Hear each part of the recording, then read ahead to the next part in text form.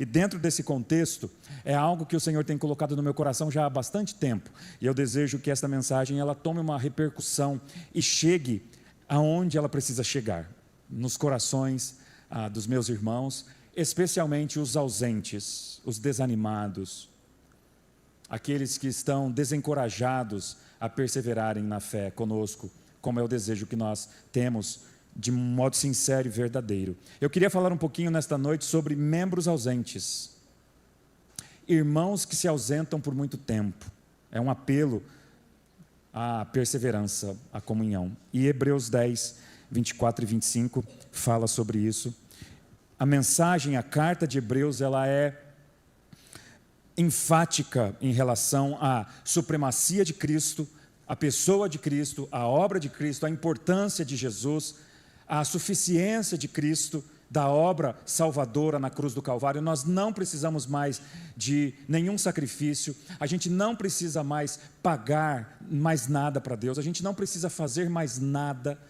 Hebreus diz exatamente isto: pela fé no Supremo Pastor, que também é a única e suficiente ovelha, nós podemos, pela graça de Deus, ter comunhão com Ele, ter o perdão dEle, ter a graça dEle nas nossas vidas. E então, por isso, a carta de Hebreus diz: povo de Deus, tenham comunhão com Deus e uns para com os outros.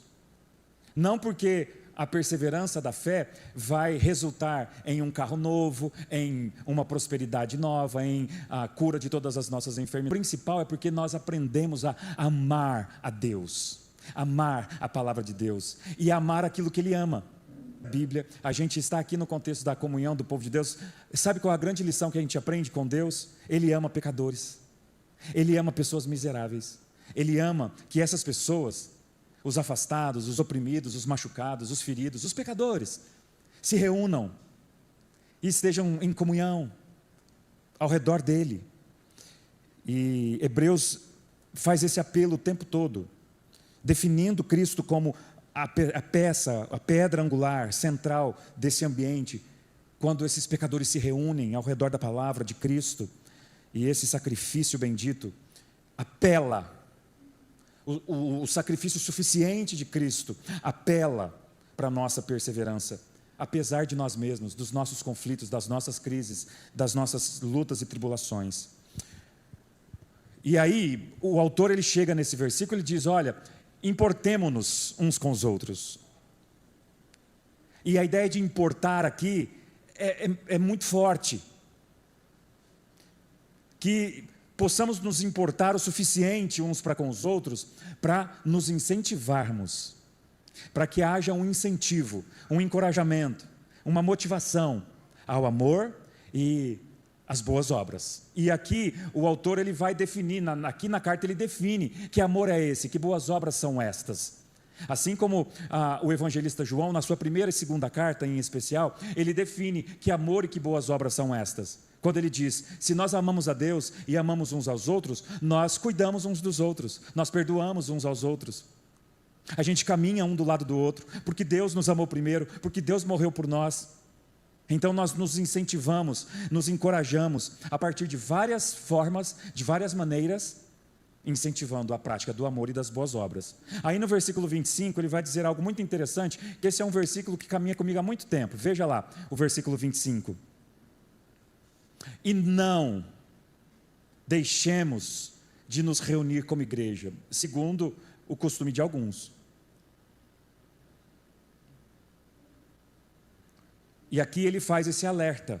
Aqui ele abre a cartinha, e você vai desdobrando e vai percebendo aonde que ele quer chegar. Não deixemos de nos reunir como igreja, segundo o costume de alguns. Essa é uma realidade. Existem alguns entre nós que vão ter o costume de não perseverarem nas nossas reuniões. Mas procuremos encorajar uns aos outros, sobretudo agora que vocês veem aproximar-se o dia.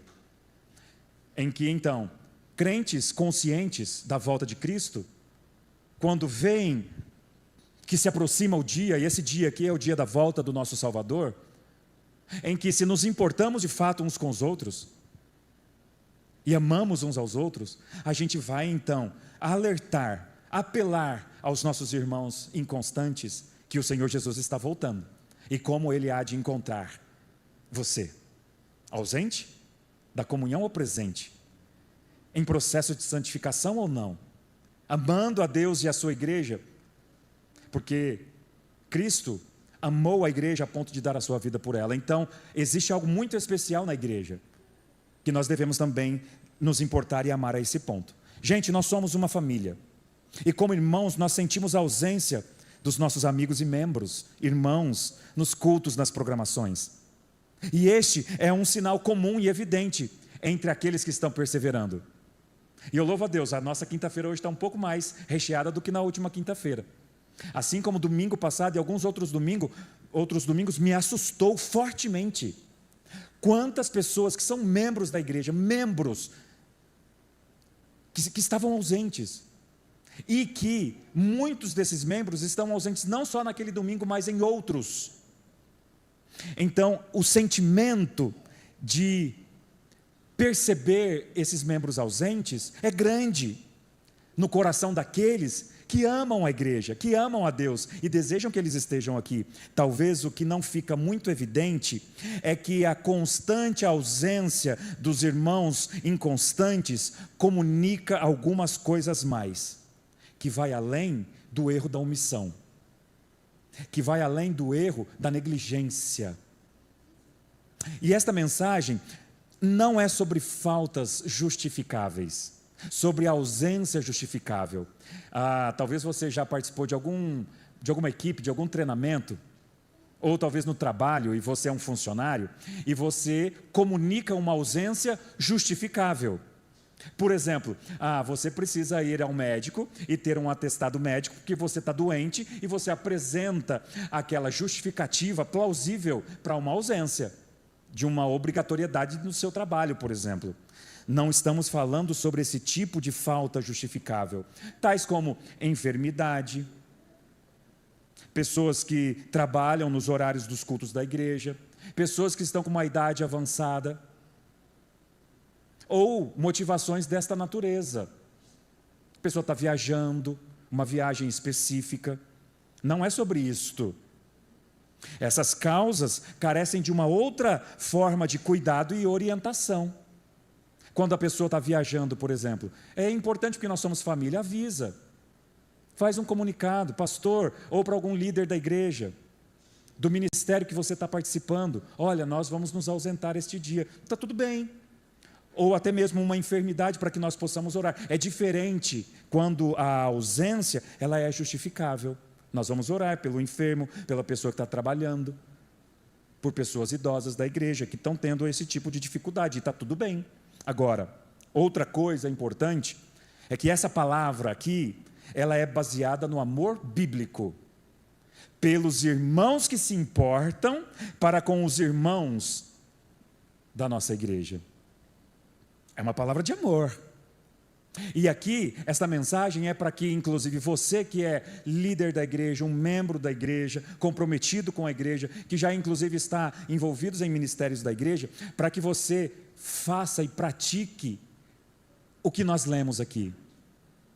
Para que nós possamos procurar nos encorajar uns aos outros. E para isso, nós precisamos dizer duas coisas aos irmãos inconstantes. Nós precisamos dizer, em primeiro lugar, amado irmão, amada irmã, amada família, vocês fazem falta. Vocês fazem muita falta. Como eu sinto falta quando você fica 1, 2, 3 domingos sem vir à igreja? Porque vocês são importantes para nós. E isso não deve partir apenas do trabalho ministerial do pastor ou do líder X, do ministério X da igreja, mas deve ser uma característica comum entre todos nós que somos irmãos pertencentes à igreja. Esse texto, quando o autor escreveu, ele não escreveu para o pastor, para o líder X, ele escreveu para todos da igreja. Então nós precisamos dizer, e nós temos o WhatsApp, você pode mandar dizendo, olha, você faz falta. Nós amamos você. O que aconteceu? Já faz 2 domingos que eu não te vejo. Posso orar por você? Em primeiro lugar, é importante dizer isto. Agora, mais do que isto, é dizer que a sua ausência pode estar indicando um perigo. E queremos alertá-lo desses perigos. ausências constantes de quem é crente, batizado nas águas, que tem o entendimento, o discernimento espiritual, que é um salvo, lavado pelo sangue do Cordeiro, membro da igreja. Essas ausências constantes podem indicar um perigo, e aqui a motivação em amor é alertar, é trazer um apelo. E essa mensagem, esse apelo, é baseado aqui em Hebreus, dentro dessa forte ênfase que nós encontramos aqui nesta carta, em que o Cristo que morreu, o Filho de Deus que veio ao mundo para regenerar a sua vida, te convidar à salvação, te oferecer perdão e graça, para que você responda obedientemente, ativamente, com a sua vida, com a sua família.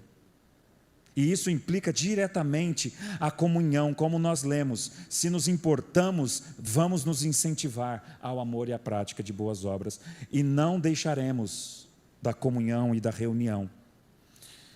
A falta de compromisso, a ausência excessiva, que leva a desistir da comunhão e dos relacionamentos, está intimamente ligada à falta de perseverança, característica de uma fé inconstante.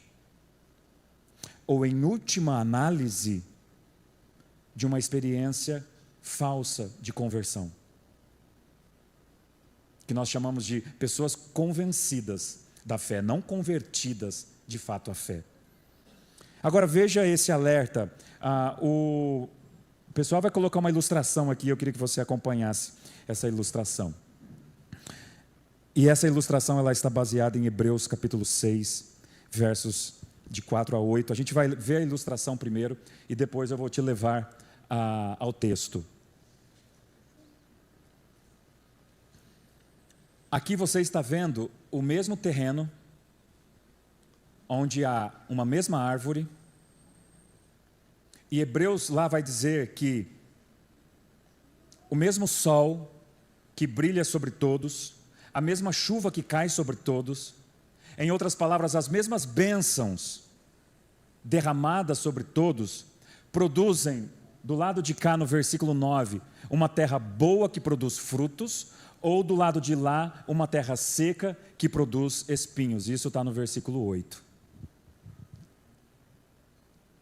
E Hebreus vai dizer exatamente isto, que o mesmo Deus em Cristo Jesus, na palavra e no Espírito Santo, que foi derramada aquela unção no tempo da expiação, na plenitude dos tempos, para alcançar todos e converter todos dos seus maus caminhos. Este evangelho brilha sobre todos, mas os resultados não são iguais. Por quê? Por que que num auditório o mesmo público ouve a mesma palavra, por meio do mesmo Espírito Santo, a respeito do mesmo Deus, é o mesmo evangelho, é a mesma palavra, é a mesma graça, produzindo frutos diferentes na vida dessas pessoas? Por causa da reação, por causa da percepção, por causa das escolhas dos ouvintes ao ouvirem a palavra. O resultado depende, a palavra é semeada, mas os resultados, os frutos dependem exclusivamente do que a árvore, a terra vai absorver ou não desta palavra. Agora vamos lá para o texto de Hebreus capítulo 6, vá comigo lá, e aqui nos slides também, Hebreus capítulo 6, versos de 4 em diante. E você vai perceber essa advertência que o autor de Hebreus fez em relação a isto, a esse processo. Ora, se o Cristo que morreu produziu salvação em nós, deve gerar em nós alguns resultados. E um dos resultados é comunhão, porque nós amamos uns aos outros. Nós queremos caminhar uns com os outros. Mas olha só o que o autor vai dizer lá a partir do versículo 4. Ora, para aqueles que uma vez foram iluminados, provaram o dom celestial, tornaram-se participantes do Espírito Santo, experimentaram a bondade da palavra de Deus, versículo 5, e os poderes da era que há de vir. Versículo 6, e caíram. E caíram. E a ideia aqui do caíram é a ideia de afastaram. Cair aqui no verbo não é só um objeto que caiu no chão, foi um objeto que em movimento se afastou. É mais ou menos, talvez essa ilustração possa te ajudar. Você está num carro, você está no seu carro, no seu automóvel, e aquele indivíduo mal educado, com uma latinha de Coca-Cola, de refrigerante ou uma garrafinha de água, tomou tudo. Você já viu essa cena? Jogou a latinha e o carro estava 100 por hora, ok? É essa a ideia, a latinha, a garrafinha que foi jogada fora num carro em movimento, não só apenas caiu, mas se distanciou ao longo do percurso do carro a 100 km por hora. E enquanto aquele objeto os que caíram, e o evangelho como esse carro em movimento, afasta o indivíduo, ele vai dizer, mas caíram, se afastaram, é impossível que sejam conduzidos novamente ao arrependimento, pois estão crucificando para si mesmos o Filho de Deus, sujeitando a desonra pública. Agora, sabe o que é interessante? Que esse texto sobre cair e se afastar constantemente da comunhão está ligado à ilustração que nós vimos. Veja o versículo 7.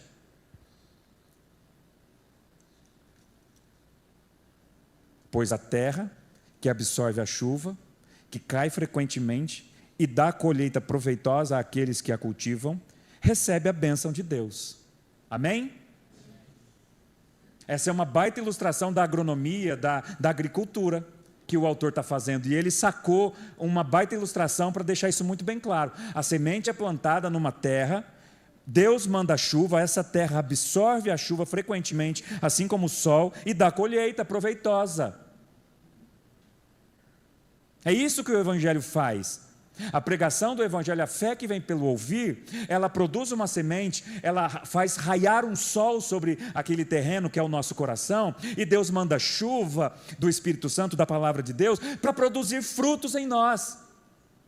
Mas então aí agora sim, veja o versículo 8.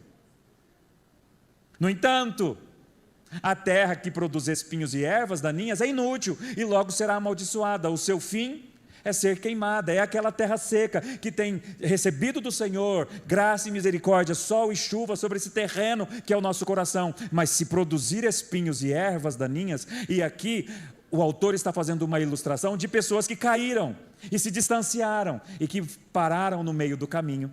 Essas pessoas, ao pararem no meio do caminho, ficando para trás, não tendo comunhão com o povo de Deus, vai ser produzido no terreno do coração espinhos e ervas daninhas, e logo será amaldiçoada. A ideia, a linguagem amaldiçoada aqui, não é que Deus amaldiçoa as pessoas. A ideia aqui é que a maldição do pecado, a ira de Deus contra o pecado, as consequências do pecado, que produz morte, o salário do pecado é a morte, mas o dom gracioso, o dom de Deus é a vida eterna em Cristo Jesus. Por isso então o versículo 9 vai deixar muito claro, o versículo 8, desculpa. Não, é o 9, desculpa. Isso. Não. É o versículo 7, isso. Volta lá no versículo 7, desculpa o nosso mesário. Pois a terra que absorve chuva, ela vai produzir frutos. Essa é uma ilustração para deixar muito bem claro. É assim que funciona o reino de Deus.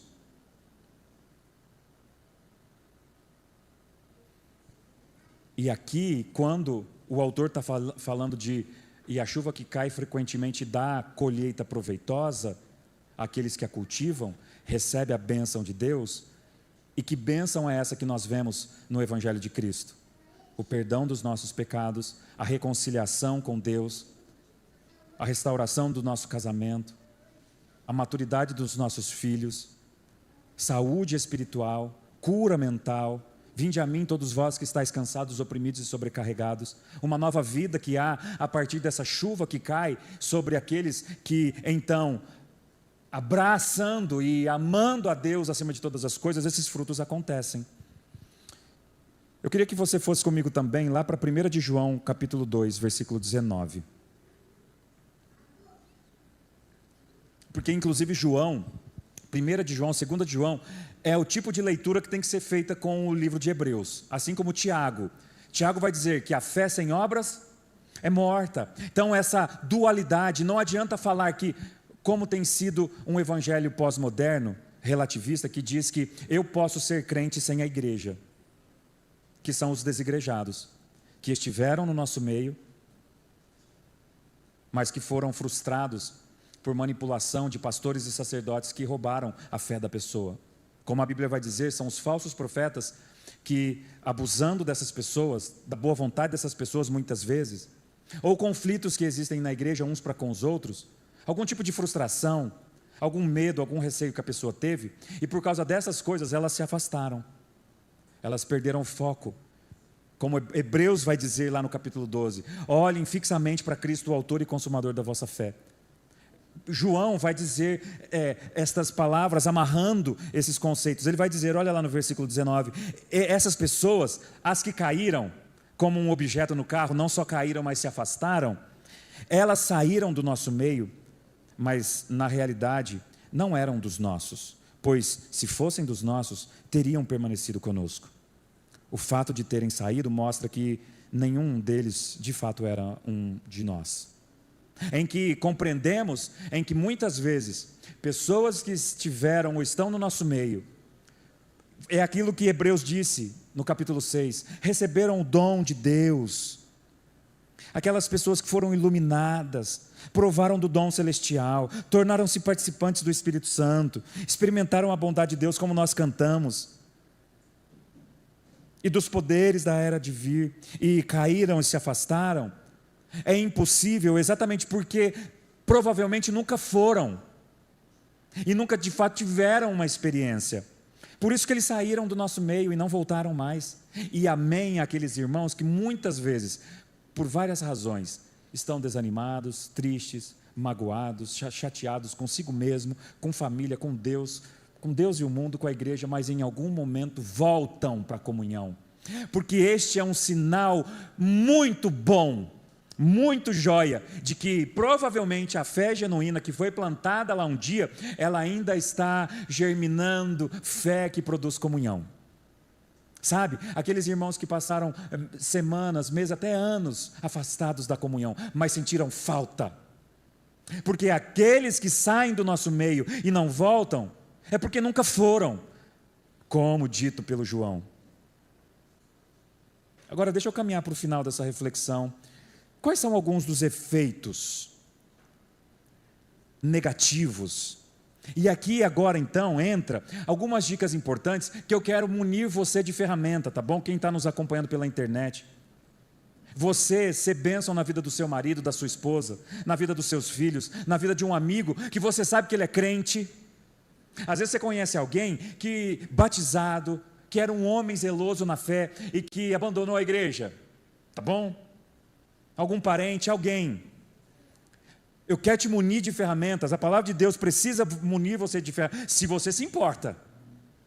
Como lemos no início, se nos importamos uns com os outros, nos encorajamos a reunião, a comunhão. E se nos importamos e se amamos, quais alguns dos efeitos negativos da ausência constante na vida da igreja? Os efeitos principais. O primeiro, pessoas que se ausentam do nosso meio por muito tempo, são batizados, são crentes, são membros da nossa comunidade, mas estão ausentes por muito tempo, essas pessoas dificultam o avanço do Evangelho. Essas pessoas, de certa forma, estão sendo empecilhos do avanço do Evangelho no nosso meio. Segundo lugar, o segundo efeito negativo, elas confundem os novos convertidos. São pessoas maduras na fé, velhos de igreja, já foram líderes de igreja, de ministérios e estão muito ausentes. Ora, os novos convertidos que se batizaram ontem, começam a ir na igreja e começam a dizer assim, e aquele fulano? Nunca vejo ele na igreja. A esposa dele, o marido dela, os filhos. Essas pessoas confundem os imaturos na fé, os novos convertidos. Em terceiro lugar, estas pessoas desencorajam os que estão procurando perseverar. Somos desencorajados quando percebemos tamanha ausência e, de certo modo, um certo menosprezo à comunhão. Somos desencorajados. Ora, se eles faltam tanto quanto posso também eu. E por fim, um quarto efeito negativo, elas trazem preocupações para nós, elas trazem preocupação para a comunhão, elas trazem preocupação para o pastor, para os líderes da igreja, para aqueles que amam aquelas pessoas, aquela família. São alguns efeitos negativos importantes. Agora, quais as características de afastamento e esfriamento que são sinais preocupantes? E eu oro para que Deus possa avivar e trazer avivamento e arrependimento a estas pessoas. Em primeiro lugar, a primeira característica negativa de afastamento: essas pessoas estão tendo há muito tempo um desinteresse pelas práticas espirituais. São pessoas que têm dificuldades de manter a rotina de oração e leitura da palavra. E a consequência é imediata. Ela vai deixar a comunhão, porque ela já está deixando a oração e a palavra. Uma segunda característica de afastamento: essas pessoas então, naturalmente, elas vão se desanimar de relacionamentos espirituais. Elas vão se desencorajar da comunhão, porque individualmente elas estão desinteressadas às práticas espirituais, como a oração e a palavra, quanto mais a comunhão. E nesse sentido, essas características, elas são práticas que, ao produzirem impactos, confrontação, tirando as pessoas do seu conforto, elas preferem então realmente se desencorajarem a estas práticas. A pessoa deixa de vir na igreja, sabe por quê? Porque ela sabe que ela vai ser cobrada. Ela não está orando, ela não está lendo Bíblia, ela não está caminhando com o Senhor, ela ficou um tempão sem vir na igreja. Eu vou citar o exemplo de uma pessoa sem saber, sem dizer quem é. Certa vez uma pessoa foi com a gente para a igreja, não nessa igreja, há muito tempo atrás, numa outra igreja. E ela pisou de novo na igreja, depois de muitos anos. Sabe qual foi a primeira palavra que ela ouviu? E aí ela não botou mais o pé na igreja de novo? Ela ouviu palavras do tipo assim: "Ê, vê se você acerta esse pé com Deus, hein? Ê, se você não arretar o seu pé com Deus, você vai ver o juízo de Deus na tua vida." Aí a pessoa realmente, ela já está desinteressada das práticas espirituais e de comunhão, porque as alfinetadas vai vir, as cutucadas. Então a pessoa, ela vai se afastando. Então, ao identificar esse tipo de situação, eu vou terminar dizendo e te dando alguns conselhos, talvez para você nos ajudar, como igreja, como ministério, a encorajar os desanimados na fé. Ao identificar esse tipo de situação, esse tipo de pessoa, esse tipo de ausência constante e frequente, talvez você possa levantar alguns questionamentos. Porque lembra aquilo que nós dissemos no início? A falta, a ausência não justificável, ela não só simplesmente ela não deve simplesmente produzir um sentimento em que vamos dizer: "Nossa, como você faz falta", mas está dizendo alguma coisa a mais. Lembra que eu disse isso? E a gente precisa alertar desse perigo? Então, vai aí algumas situações. Em primeiro lugar, talvez aquela pessoa muito ausente, ela está tendo algum problema que a gente precisa ajudar ela. É algum problema pessoal. A pessoa está em crise. Talvez, em segundo lugar, essa pessoa ausente, ela está comunicando que ela não se importa muito. É diferente da pessoa que está com uma crise, com algum problema, e ela precisa de solução. Em segundo lugar, talvez a pessoa realmente ela está comunicando que ela não se importa tanto assim com o que acontece aqui, com a vida da igreja, com os nossos relacionamentos, com a comunhão. E o que nós fazemos aqui não faz parte dos planos dela, não é prioridade na vida dela. Em terceiro lugar, ela pode estar comunicando que a compreensão de comunhão dela não é a mesma a da Bíblia. Tem muito crente, entre aspas, que diz que tem comunhão com Deus, mas não precisa ter comunhão com a igreja. Então a compreensão que ela tem de comunhão é diferente do que a Bíblia diz. Em quarto lugar, Talvez a pessoa esteja dizendo que não precisa daquilo que nós oferecemos aqui no culto, que não faz nenhuma diferença na vida dela, para a próxima semana, para os próximos dias que vem pela frente. E aqui o calo começa a apertar mais. E o óbvio às vezes tem que ser dito para essas pessoas: irmão, irmã, será que de fato tudo o que acontece aqui no nosso meio não faz nenhuma diferença na sua vida, a ponto de você não querer estar aqui? Talvez em quinto lugar, a pessoa esteja dizendo que ela não faz parte desse ministério, ela não se sente pertencente. A comunidade, ela não se identifica. Em sexto lugar, ela possa estar dizendo que existe algum pecado não tratado que a desanima, ou que a envergonha de estar aqui. Em sétimo lugar, talvez ela está dizendo que a sua fé não está alicerçada no Evangelho, mas em coisas, em pessoas. Ou seja, ela pode até estar indicando uma experiência negativa com o Evangelho. Talvez ela esteja dizendo para nós, e eu tenho aprendido o seguinte, que muito precisa ser entendido nas coisas que não são ditas. E a ausência, isso aplica inclusive, por exemplo, você nos seus relacionamentos. Você com seu pai, com a sua mãe, com o irmão, com uma irmã, com um amigo. A ausência e o silêncio está dizendo muita coisa. O que está sendo dito? Quais algumas dessas razões? Portanto, eu quero terminar. Se você, então, se identifica com uma dessas situações, ore por isso.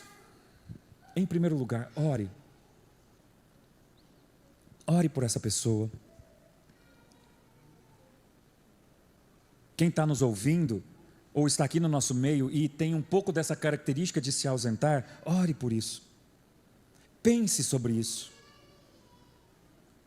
E além de orar e pensar sobre isso, procure ajuda.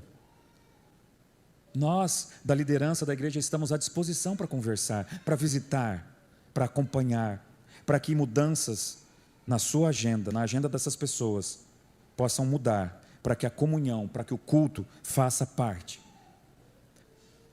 Uma mudança deve acontecer para que a agenda semanal de um crente inclua a comunhão na igreja. Alguma coisa muito errada está na vida de irmãos genuínos, em que a agenda semanal não tem espaço para sequer um culto. Que Deus nos ajude, que Deus nos leve a alcançar esses irmãos ausentes. Vamos orar?